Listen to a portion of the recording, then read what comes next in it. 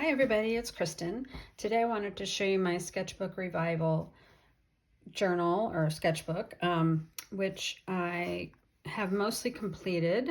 I did almost all the lessons this year in Sketchbook Revival, which it took place in late September and early October.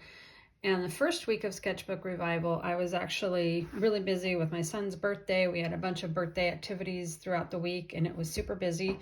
But then the following week, I got sick the day after his birthday party, and I was too sick really to leave the house, so I had plenty of time to do these lessons. So I did a lot more this year than I did last year. This was a lesson with Kaylee Gray. It was actually a pre-lesson. Also, the making of the sketchbook was a pre-workshop lesson about a stitched binding. I did add the ribbons in there, and I did a previous video about that if you want to go back and look. But anyway, the Kaylee Gray was one of the lessons before the actual workshop started. I think this is Carla Sondheim. I think that was the very first lesson. There was at least one other lesson before the class started about making your own watercolors, and I didn't do that. I watched it. It was really interesting, but I haven't made them, and I don't plan to. And I think throughout the workshop, there was one or two other lessons that I didn't do, but I did watch them all. So anyway, this one was really fun. This is Tamara Laporte. And when I do this, I always write the name of the teacher down at the bottom. Otherwise, I probably wouldn't always remember. Let's see, this is Larissa Hayes. This was kind of fun. We made these little cutout shapes. I turned mine into flowers, but they didn't have to be flowers. This is Amy Miracle. And we did these drawings, and then she suggested doing a flap. So I pretty much followed the lessons as they were offered, doing mostly what the teachers recommended. You know, I didn't really branch off and do my own thing for most of them. This is Melinda Nakagawa. That was kind of a nature journaling lesson. That was really good. This is Cecile Yadro, and we did these gouache cats. Gouache is probably one of my most difficult art supplies to work with, and I'm not very good at it, but I have to say, I think this cat is really cute. So I did enjoy doing that one, and I wanted specifically to get some tips with gouache from her, and I thought that was a really good lesson. Victoria Johnson. This one I had a little bit of trouble with because I didn't have the watercolor markers she recommends. I did use Tombow markers, which are water soluble, and what else did I do? I think I used some water soluble ink, but now I can't even remember. I probably should have made more notes, but that was kind of an interesting lesson. It would be cool to have the watercolor markers that she was working with, because I think they were easier to work with. This is really fun. This is, oh, I forgot to write on here, but this is Sally Swindell, and she's always fun to watch, and her art style is very whimsical, which really fits with what I like to do. So the lesson was first finding a palette by doing this exercise, choosing 5 colors, and then the rest of the page would all be done with those colors of colored pencil. These are actually watercolor pencils. I obviously didn't add water to them. This is Lucy Duclos, and I don't like the way I don't like that shadow. Otherwise, I thought it was okay. I would probably try it again. I don't think my collage really worked for the style of art that she was doing, but it was still a fun lesson. These pages that are gel printed they're actually brayered with acrylic ink. When I do my gel prints, I always have a pad of paper that I clean off my brayer on. So these are actually like clean off papers, and I just think they're absolutely gorgeous. So I just put a few of them. I think I wrapped each signature in gel papers, so that's why there are, let's see, I think I did 5 signatures in here, so each signature is wrapped with a bit of gel printed paper, so it just kind of gives a little relief between pages. This is, let's see, Annika Gabrovec. She did this kind of Zentangle lesson. That was pretty neat. This is Charlie O'Shields, and his lesson was really fun. It was not about how to draw an elephant. It was actually about watercolor. And he started with a kind of a cartoon character. You could do an elephant, or you could do whatever you wanted. I did the elephant because that's what he was doing. And I got some interesting tips on watercolor, even though that is probably my most familiar art supply. I thought that was a valuable lesson. This is Joy Ting.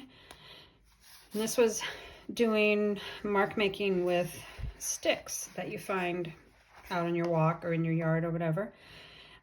This was actually the last one. I just finished it because I didn't go out and get sticks until today. So I've gone on walks, but I keep forgetting to pick up sticks. So I had to go out and get some sticks. Then I did the lesson. And the first part was just making marks. And then the second lesson was doing this kind of forest drawing where you're making your tree shapes with sticks, which is pretty cool. And just kind of loose ink from a bottle, you know.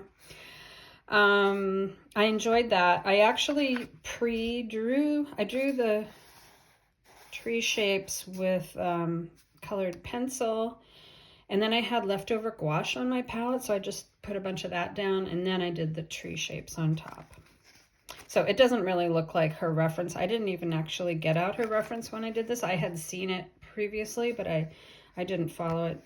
I just kind of did my own thing.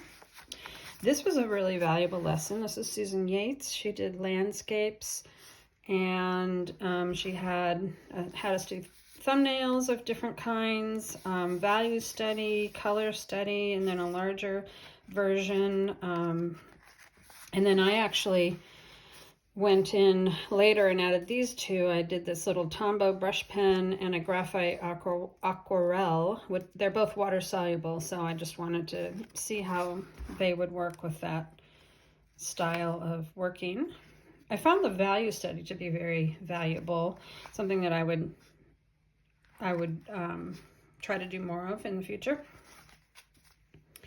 This one is Allison Wells, Cutout Couture. This one was really fun. She started with her own journal page, you know, just handwritten journaling, and then put gesso over it, put the magazine image down, and then, you know, gessoed and used acrylic paints and all kinds of stuff. And so I would like to try this again because I thought it was really fun. Hers was actually done with a much larger face, but I didn't have any magazine images like that. So I did find this one, and I thought that was pretty cool. So that was a really fun exercise. I would like to try that again. This is Wendy Solganic. She did a watercolor study, and it was watercolor for relaxation. I actually did not find it relaxing, all those little boxes. I'm much more of a kind of big, bold, splashy with watercolor, making a mess sort of person. Precise, detailed painting is hard for me, and it makes me have a pain in my neck every single time I do it. This was a fun lesson. Linda Germain did upside down thumbnails, so you cut out thumbnails from, you know, whatever magazine or any kind of scrap paper that you have that has images on it, and then you turn your book upside down and draw each image. So your brain doesn't know exactly what it's doing because everything is upside down. You're not thinking, oh, I need to draw a dog or a cat or, you know, the ocean. You're just thinking, I'm following this line. So I've done that exercise before, and it's always really fun. But her method of putting the page together was pretty cool. I haven't done that before, so I really like this one. I think my cat came out really wonky. That's okay. I think the dog, I like the way the dog came out, so that was pretty fun. Suhita Shirodkar, I think that's how you pronounce it. I love her lessons. She does really cool urban sketching, and this was really a good one. Tips about how to do people were really helpful, and I really like how that image came out. This is something that I just added on my own. It was not a lesson, but I was inspired by some other collage that you'll see later, and I did a little collage and did a little painting, used some words, so it was just kind of inspired by several of the lessons that we did. This is Suhita's, her bonus lesson, which is the Eiffel Tower. And so for both of those, she provided a reference photo and you worked from that. But this one had, trying to think, I think there was a short video that went with it. But anyway, I got some other good tips on that, and I thought that was really fun.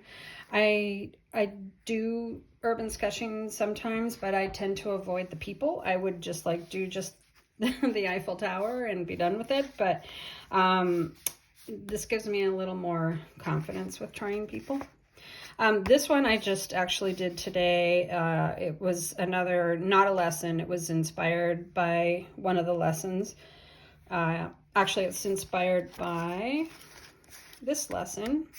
And I had taken this picture yesterday on a walk and I wanted to try it. And I actually did it first with, I did it with the water-soluble graphite, then I used watercolor pencils, and I thought it looked absolutely horrible. So then I added the Pentel brush pen and some watercolor, and I like it a little bit better now.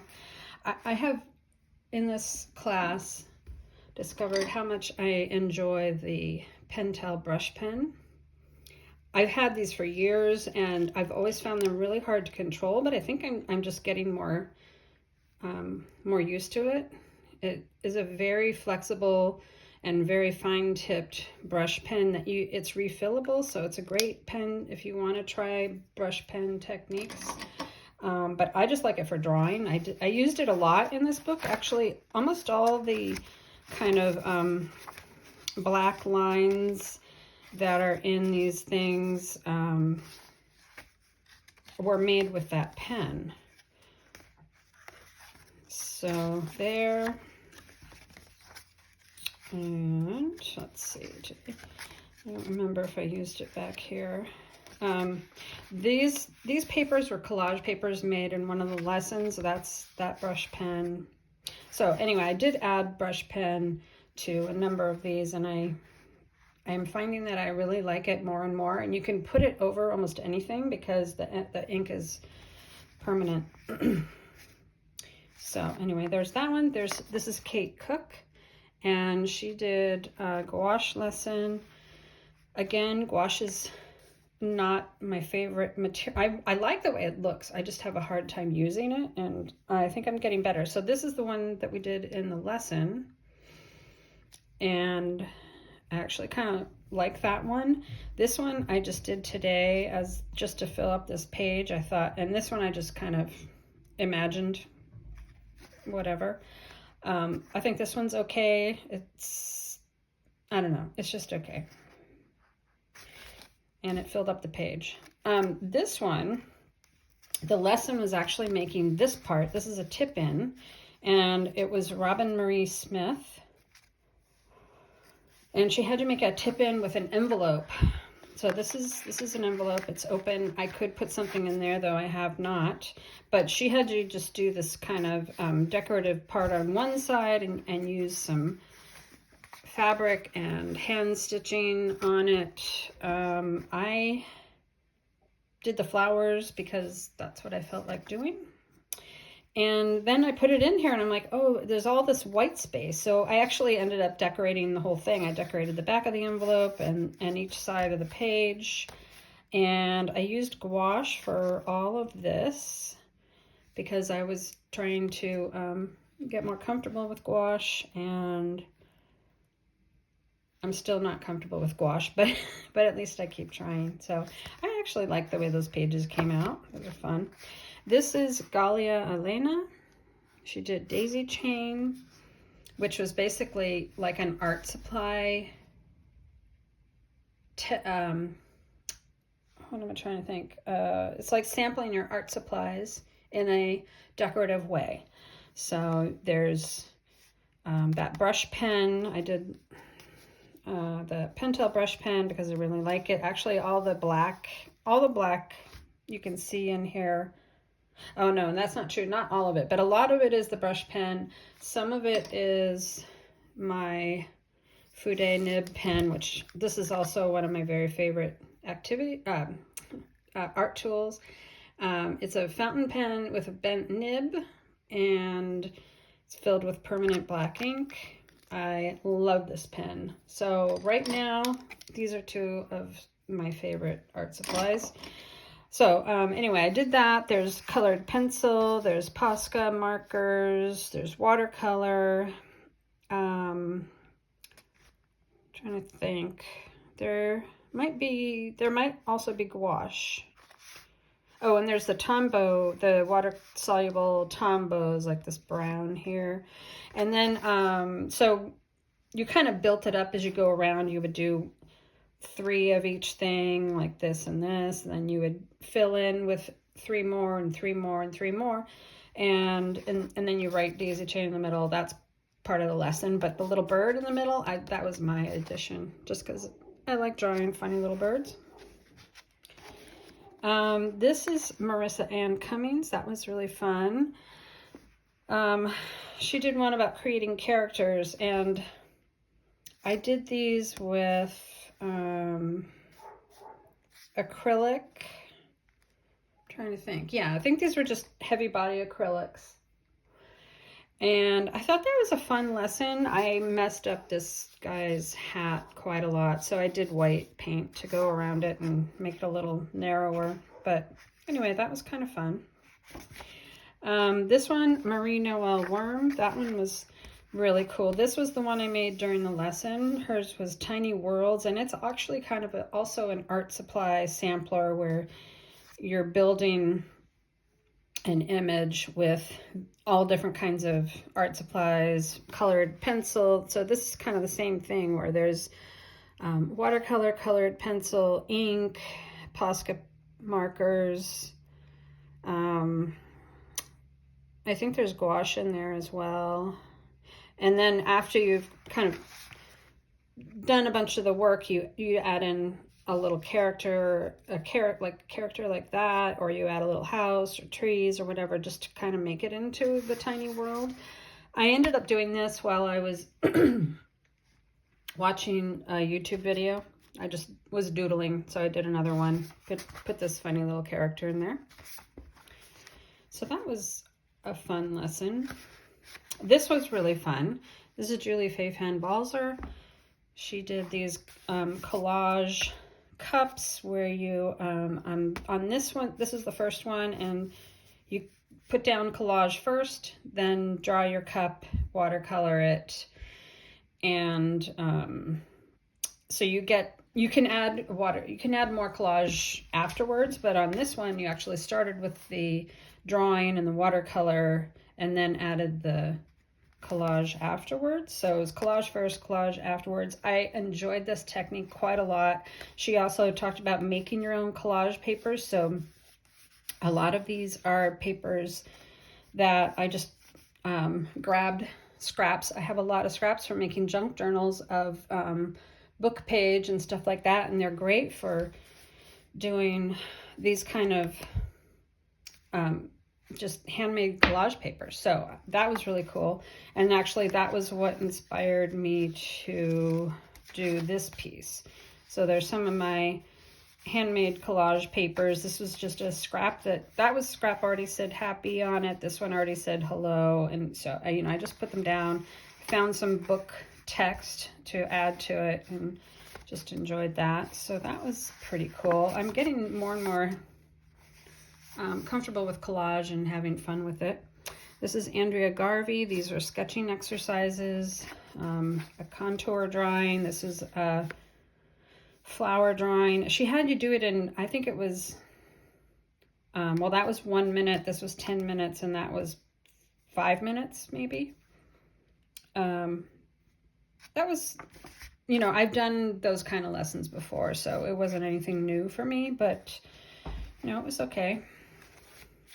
This was interesting. Jessica Swift did a sketchbooking for self-care, and where you basically put down whatever phrase you want. I just went with the one that she did because I wasn't feeling very, I don't know. I just wasn't feeling like coming up with anything of my own. So I just went with what she did. And it's decorated. I think there's watercolor and Posca markers and stuff like that. I think it's just another way to use a sketch page. This is not really the kind of thing that I would normally do, but it was fun to try. This was pretty cool. This is Helen Colebrook dot art. And when I first saw this, I thought, oh, there's no way I'm going to enjoy that. I don't like, I've done kind of pointillism exercises before, and I really didn't like them. But actually, I did enjoy this, and it's all Posca pens. There are a couple of other brands, like the metallic. I have some metallic. It's probably really hard to see, but there's some gold and silver metallic, and I think those are something other than Posca. But anyway, they're all permanent paint pens like that. And that was a pretty fun lesson. Didn't take too long. And then she did a little lettering lesson. I'm not good with lettering, and I don't really want to. I don't want to get better. I don't need to get better at it to make myself happy, so I don't even bother. So I just did that with my Pentel brush pen. How it came out is how it came out, and that's fine with me. All right. This was the last lesson. This was Karen Aubin. She's the one who runs Sketchbook Revival. She did this lesson, and I thought it was actually really fun. She did travel tokens, and what she means by a travel token is doing a sketch of either something that you pick up, something that you see while you're traveling. It could be anything. It could be anything from a building to a little scrap of paper to an animal like a quail. It could be any of those, any kind of thing. So you would do a little drawing in your sketchbook, and she's talking about how to fill up a page. So she started with drawing the quail, and I just went with her theme, which was the quail, because I really like drawing birds, and I actually think I really like how this quail came out, even though it's not really, the colors are not true to life or anything. I just think he came out really cute. So she had you do that, and then she likes to make a little symbol for her travel token. She likes to add various kinds of words, and some of it is almost a little bit like a poem. There's descriptive words, and there's little doodles to fill in the page. There's some kind of fancy date drawn label sort of thing, and I did that. I actually used watercolor on this, and I used some of my metallic watercolors, which I just love using them, so that was really fun. And then the last one is to take the image and try to use it in a completely different way. And I didn't really use it in a completely different way since I just did the quail head, but I put it on this, I just made up a quail feed sack. And that's only because I actually, we lived for many, many years on the West Coast, so we had quail. And when I would go to the bird store to buy bird food for my wild birds, I would see quail feed there, and I never actually bought it. We didn't feed the quail. The quail would come to our yard all the time, though, so there was something that they liked. So anyway, that was just what I did for my extra little thing, and I think it came out really cute. So I like that quite a lot. And actually, this is a technique that I think would be really fun when you're traveling. If you have a sketchbook and you just want to do like 1 page a day. You can pick one little thing from your day to draw, and then you can add in the other things. But if you didn't want to do these kind of words, you could do, that could be just, you know, your basic travel journaling where you're writing about your day. And then there's some other fun ways that you can add in little fillers and stuff like that. So anyway, that was fun. The rest of this book is actually mostly empty, and I was thinking that I might redo some of the lessons, but knowing me, chances are I probably won't. These last 2 pages I actually just glued together so that I could make a pocket. And I have the 2 handouts that came with the Suhita lessons, and this one, oh, this is the travel token one. So that is from Karen Aubin's lesson. So there are, each teacher provides a bonus something or other at the end, and they're all different kinds of things. Sometimes they're actually classes, like online lessons. Sometimes they're a little printout like that. Sally Swindell actually offered fonts that I installed on my computer, and they're really cool. So I'm really glad I got those. Some of them were things that I didn't care to do, so I didn't bother getting them. But anyway, what I want to say is that if you have never tried Sketchbook Revival, you should. It's actually over on the 19th. I'm filming this on the 18th, so you may or may not see this in time. But even if you did, it took me almost pretty much 2 full weeks to get most of these lessons done. It is time consuming. There's 2 hours per day, but on each lesson, I'm usually stopping and starting, going back, replaying things multiple times. And so it takes a long time to get through them. So if you do want to do it, the good news is that it's free for those, I think it's like 3 weeks or something. And so you can just dip in and try 1 or 2 and see what you think. And if you don't, if there's a lesson you don't like, then obviously don't bother doing it. That's what I've done over the past years. I don't think I've ever done so many in a single workshop, but this time I actually had more time just because I was sick at home, and I wasn't too sick to sit at my art table, so I was able to do that. So anyway, I'm really happy that I did that, and if you have any questions about it, you can ask me. I'm not the expert, but I do know a little bit. So I think that is it for right now, and I will be back later. Bye.